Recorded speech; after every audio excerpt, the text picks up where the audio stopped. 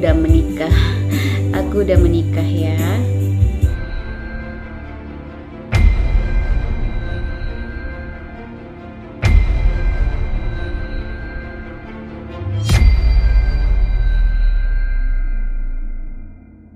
Waduh, pertanyaannya. Ya, aku cerita sedikit ya. Aku pernah menjadi single parent kira-kira beberapa tahun lalu ya. Aku udah lupa tahunnya. Aku menjalani itu sekitar 3 tahunan. Pada saat itu pengalaman aku selama menjadi single parent sebenarnya suka dukanya pasti ada. Tidak mungkin tidak ada ya. Lebih banyak sukanya daripada dukanya. Karena pada saat itu, kenapa saya bilang lebih banyak sukanya? Karena pada saat itu saya nggak merasa bagaimana sih beban sebagai seorang single parent itu. Karena pada saat itu saya mempunyai seorang adik bungsu saya yang memang orangnya care banget. Dia nggak pernah mau melihat saya susah. Dia nggak mau pernah melihat saya itu ngeluarin air mata untuk membesarkan anak-anak saya. Pada saat itu memang saya kuat. Saya begitu kuat. Saya merasa apa yang orang lain rasakan selama menjadi single parent, saya nggak merasakan itu. Saya hampir nggak pernah mengeluarkan air mata untuk membesarkan mereka. Walaupun karir saya jatuh bangun, rezeki saya pasang surut, tapi saya merasa tetap menjadi seorang single parent yang kuat karena adik saya, kehadiran adik saya. Waktu itu memang saya merasa adik saya itu segalanya bagi saya. Dia soulmate saya karena dia hidup bersama-sama saya. Namanya Yudi. Orang di sekitar tahu bagaimana sosialnya dia, bagaimana baiknya dia, bagaimana sayangnya dia kepada saya.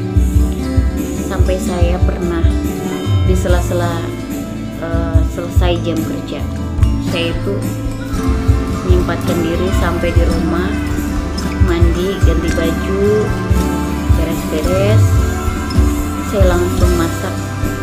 Saya bikin puding itu saya jual kembali. Dan yang mengantarkan jualan saya itu adik saya. Walaupun bulan puasa, walaupun harus buka puasa di jalan, dia tetap membantu saya untuk mencari nafkah. Pada saat itu memang saya kuat banget, karena saya merasa dia selalu ada buat saya. Sampai akhirnya dia pamit pergi karena dia diterima kerja di salah satu bank swasta yang ada di Palu. Posisinya waktu itu aku kerjanya di Tojo Una-Una Kabupaten ya, yang ada di Provinsi Sulawesi Tengah. Jarak tempuh dari Tojo Una-Una ke Palu 9 sampai 10 jam. Pada saat sebelum berangkat, adik saya itu sempat berdebat sama saya. Berdebatnya bukan karena masalah, enggak. Saya melarang dia untuk enggak berangkat pakai motor pada saat itu, karena pada saat itu malam hari dan dia berangkat sendiri. Saya memikirkan kalau kenapa-kenapa di jalan, tapi pada saat itu dia kekeh bahwa dia nggak akan kenapa-kenapa. Dengan berat hati saya mengizinkan dia untuk pergi. Papa mama juga kelihatannya kayak berat untuk mengizinkan, tapi mau gak mau karena itu kemauan dia, karena dia begitu bahagia karena diterima kerja. Dia pergi. Sebelum pergi itu dia mencium saya, mencium anak saya, mencium kedua orang tua, dan pesannya kepada saya, kakak harus kuat ya. Jadi single parent harus kuat, nggak boleh cengeng, nggak boleh mengeluh. Tunggu Yudi pulang, insya Allah Yudi akan selalu membantu kakak. Gak usah pikir biaya untuk anak-anak kakak, insya Allah Yudi bisa membantu. kok tiba-tiba merasa seperti apa ya, berat, tapi nggak bisa ngucapin apa-apa. Ya udah, saya kasih aja dia pergi dengan ikhlas. Saya kasih dia pergi. Pada saat itu dia berangkat, saya nggak punya pulsa data, internet saya nggak aktif, pulsa biasa pun, pulsa telepon nggak ada sama sekali, saya belum isi. Dan entah kenapa pada saat itu saya biasanya kan pinjam jaringan ya dari papa. Pada saat itu saya benar-benar nggak ini, saya langsung kembali ke rumah saya di belakang karena bersebelahan dengan orang tua. Ketika saya kembali, saya langsung baring, tapi memang di situ udah ada tanda-tandanya, udah banyak yang saya dengar, tapi saya nggak mikir apa-apa. Saya mikir adik saya selamat, akan sampai dengan selamat ke tujuan.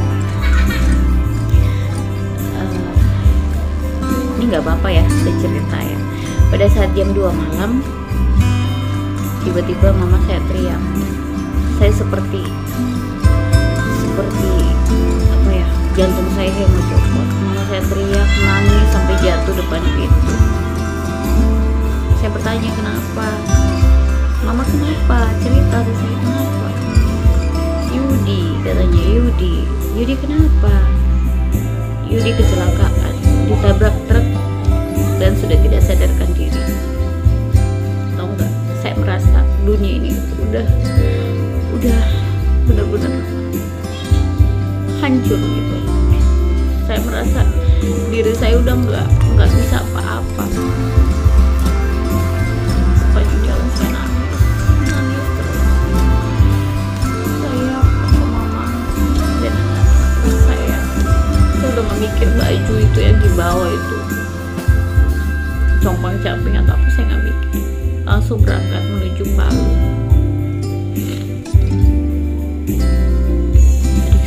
Adik saya tahu saya itu nggak akan kuat menerima kenyataan dan melihat kenyataan di napas-napas terakhir.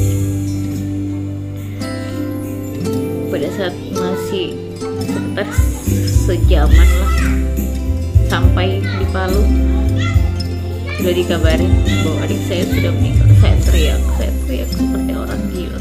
Saya berapa kali pingsan pada saat tiba di sana. Saya itu berapa kali pingsan, jatuh melihat keadaan adik saya. Dialah penopang hidup saya, dia yang selalu ada buat saya.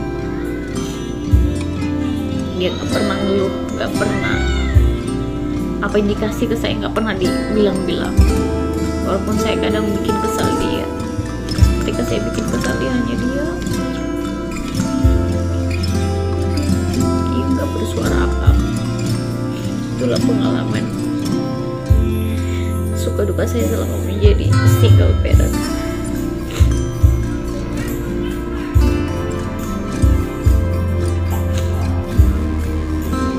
Bagaimana menjalani hidup dengan 4 anak dan selalu jadi wanita tangguh yang membesarkan anak-anak tanpa membebani suami menafkahi.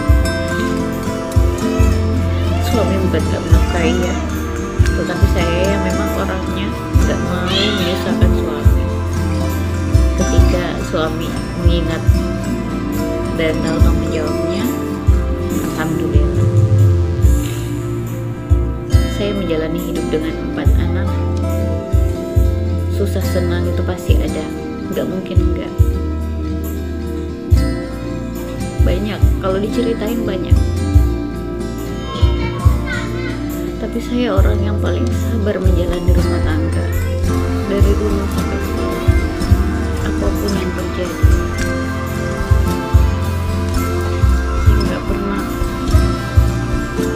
membiarkan pasangan saya tuh susah. Biarlah saya yang susah, itulah saya. Kadang kalau diceritain nggak kuat. Intinya saya bahagia dengan rumah tangga saya bahagia, alhamdulillah. Tapi suka duka selama menghidupi keempat anak ini, air mata itu sering keluar. Tapi saya merasa itu tantangan buat saya. Setiap saya sholat, saya selalu berdoa, ya Allah, semoga ujian hidup yang saya alami sekarang tidak akan berlangsung lama. Rubahlah takdir saya menjadi lebih baik. Angkatlah derajat saya setinggi mungkin. Saya punya keinginan untuk bisa membahagiakan kedua orang tua saya.